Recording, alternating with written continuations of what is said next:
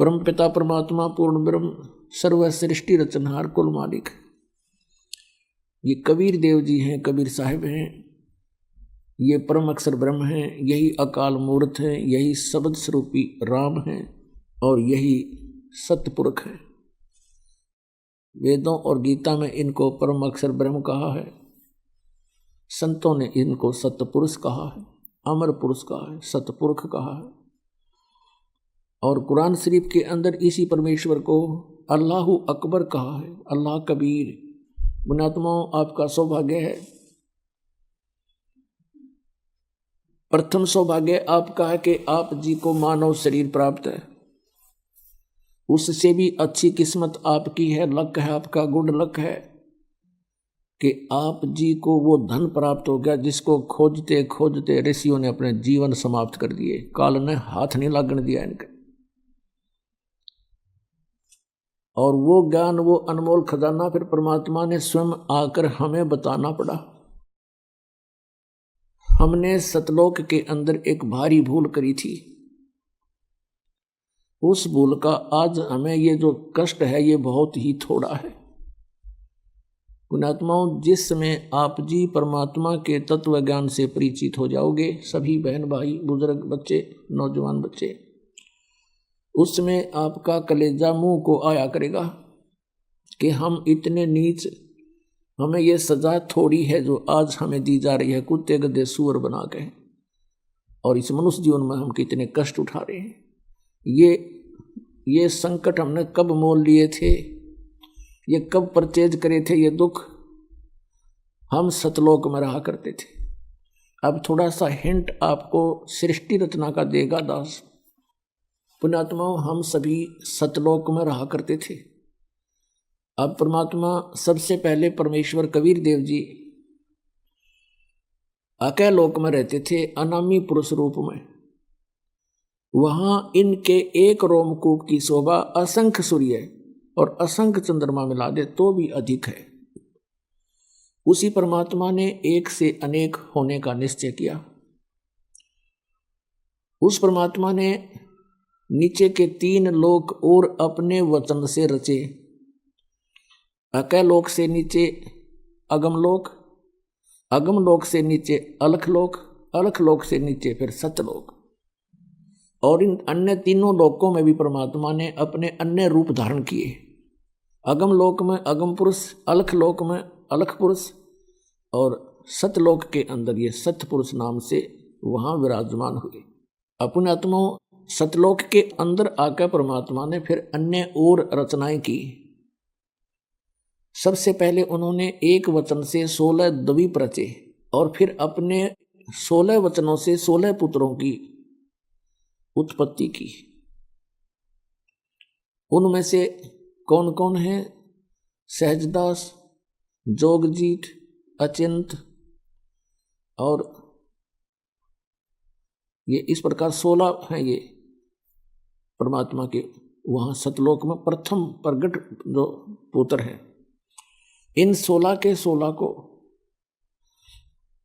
अलग अलग द्वीपों में रहने का आदेश दे दिया, ये वहां रहने लगे। फिर अपने पुत्र अचिंत से कहा प्रभु ने, परमेश्वर ने, सत्य पुरुष कबीर देव ने कि बेटा तू शेष रचना अब तू कर। अब परमात्मा उनको ये दिखाना चाहता था कि जिसका काम उसी को साजे और करे तो मूर्ख बाजे। अचिंत बड़ा तैयार होया कि जी ठीक है, प्रभुता की भूख बनी थोड़ी सी। तो उसी समय उसने अपने वचन शक्ति से एक पुरुष उत्पन्न किया, उसका नाम अक्षर पुरुष रखा। और अक्षर पुरुष से कहा अचिंत ने कि तू मेरा सहयोग दे सृष्टि रचना में। अक्षर पुरुष जाकर के वहां बने मानसरोवर में, एक अलग से मानसरोवर बना हुआ है, वो भी परमात्मा ने अपने वचन से रचा। उस मानसरोवर के अंदर जाकर के स्नान करने लगा, फिर उसके अंदर गोते लगाने लगा। उसमें निंद्रा आगी सो गया। काफी समय तक वो बाहर नहीं निकला।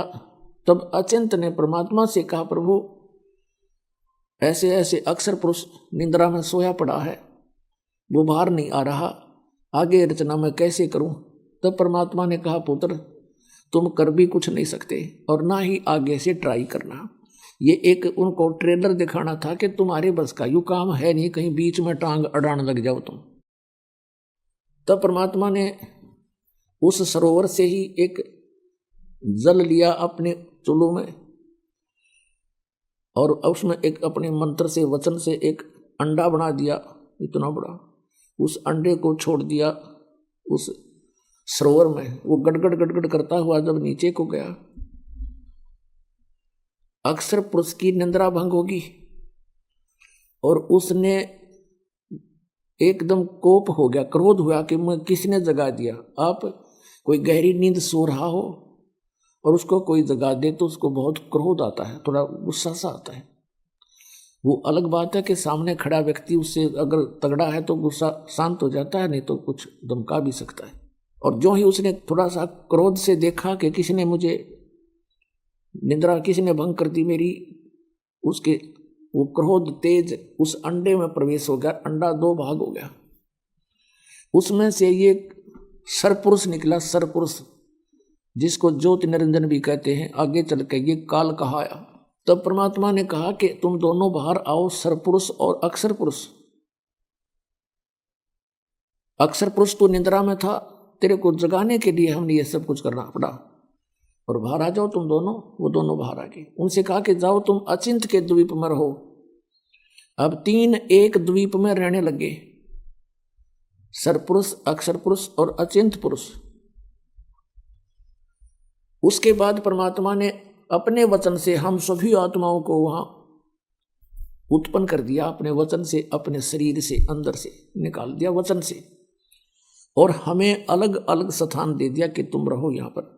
सदाबहार वृक्ष, पेड़, मेवा, काजू, सब सेब, संतरे, फल, दूध की नदी, अमृत जल, कभी न खराब होने वाले वहाँ पदार्थ बना दिए। सतलोक से यहाँ एक परमात्मा ने एक सैंपल भेज रखा है, गंगा दरिया का जल। ये कभी खराब नहीं होता। इसके ऊपर रिसर्च करके सिर मार लिया वैज्ञानिकों ने, ये कुछ नहीं खोज सके कि ये कैसे है ऐसा। तो ये सतलोक से आया, परमात्मा ने हमें दिखाया कि वहां ऐसे पदार्थ हैं सारे, वो कभी खराब नहीं होते किसी भी एटमॉस्फेयर में। वहां तो वैसे एटमॉस्फेयर बहुत ही अच्छा है, हम सभी आनंद से रह रहे थे, वहां कोई काम नहीं था, और सबके अपनी अपनी संतान। उनको कहा कि तुम अपनी अपने परिवार उत्पन्न कर सकते हो, इतनी उन परमात्मा ने हमें आज्ञा दे दी थी। और हम फिर वहां रह रहे थे, अपने अपने अलग से मकान थे, एक एक हंस के पास, एक आत्मा और उसके परिवार के पास, जो परमात्मा ने दया करी उनके ऊपर। इतने बड़े बड़े स्थान हैं जैसे पूरी पृथ्वी पर, उसी में उनके अलग से बाग बगीचे और सरोवर, दूधों की नदियाँ सब भरे पड़े हैं, अमृत। हम वहाँ रहा करते थे, युवा शरीर रहता सतलोक के अंदर। वहाँ जरा मरण नहीं है, जरा माने वृद्धावस्था और मरण माने मृत्यु, वहाँ जरा मरण नहीं है। जैसे गीता जी अध्याय नंबर 7 के श्लोक नंबर 29 में गीता ज्ञानदाता कहता है कि जो व्यक्ति जरा और मरण से छूटने का प्रयत्न करते हैं, जरा माने वृद्धावस्था, बुढ़ापा, और मरण माने मृत्यु, वो ते तत्ब्रह्म विदु, वे उस तत्ब्रह्म से परिचित होते हैं, जानते हैं। अखिलम अखिलम अध्यात्म, पूरे अध्यात्म मार्ग से और पूरे सब कर्मों से परिचित हो जाते हैं। वही केवल जरा और मरण से छूटने का प्रयत्न करते हैं। 8वें अध्याय के प्रथम मंत्र में अर्जुन ने पूछा, फिर किम तत्परम प्रभु, वो तत्ब्रह्म क्या है, अध्यात्म क्या है, सब कर्म क्या है। 8वें अध्याय के 3रे श्लोक में गीता ज्ञानदाता ने कहा गीता जी में कि वो परम अक्षर ब्रह्म है, वो गीता ज्ञानदाता से अन्य है। तो वो परम अक्षर ब्रह्म है, सत्य पुरुष कहो, परम अक्षर ब्रह्म कहो। गीता जी अध्याय नंबर 15 के श्लोक नंबर 1 से 4 में और 16 और 17 में ये कंसेप्ट क्लियर कर रखे है। कहा कि उल्टा लटका हुआ संसार रूपी वृक्ष है, और जो संत इसको जानता है वह तत्वदर्शी संत है, पूरे विभागों सहित जानता है। तो उसमें कंसेप्ट क्लियर कर रखा है कि जो उल्टा लटका हुआ संसार रूपी वृक्ष है, उसके सब विभागों को जो बता देगा स वेदविद, वो तत्वदर्शी संत है, वेद के तात्पर्य को जानने वाला है। और उसके पश्चात परमेश्वर के उस परम पद की खोज करनी चाहिए, जहां जाने के बाद साधक फिर लौटकर कभी संसार में नहीं आते। गीता जी अध्याय नंबर 15 के श्लोक 16 और 17 में कहा कि सरपुरुष और अक्षर पुरुष ये दो प्रभु हैं, ये दोनों ही नाशवान हैं। इनके अंतर्गत जितने भी प्राणी हैं वो भी नाशवान हैं, उनकी भी जन्म मृत्यु होती है। और ये सरपुरुष भी और अक्षर पुरुष भी नाशवान है, लेकिन जीव आत्मा किसी की नहीं मरती। 17वें श्लोक में 15वें अध्याय के गीता जी में कहा है कि उत्तम पुरुष है तू अन्य, ये परम अक्षर ब्रह्म की तरफ संकेत है, सतपुरुष की तरफ संकेत है। उत्तम पुरुष तो और ही है इन दोनों से, सरपुरुष और अक्षर पुरुष से। वही तीनों लोकों में प्रवेश करके सबका धारण पोषण करता है और वही वास्तव में परमात्मा कहता है और वही वास्तव में अविनाशी है। तो यहाँ सरपुरुष और अक्षर पुरुष ये ऐसे परमात्मा ने हमें बताया, ये ऐसे इनकी उत्पत्ति हुई। हम सभी वहाँ रह रहे थे, वहाँ जरा मरण नहीं था, बुढ़ापा नहीं था। सबसे बड़ा कैर जीव पे बुढ़ापा और फिर मौत है। दोनों ऐसे जुल्म हमारे ऊपर यहाँ गुजारी रखे और बाकी शेष जीवन में पता नहीं कितनी कितनी आपदाएं आती हैं।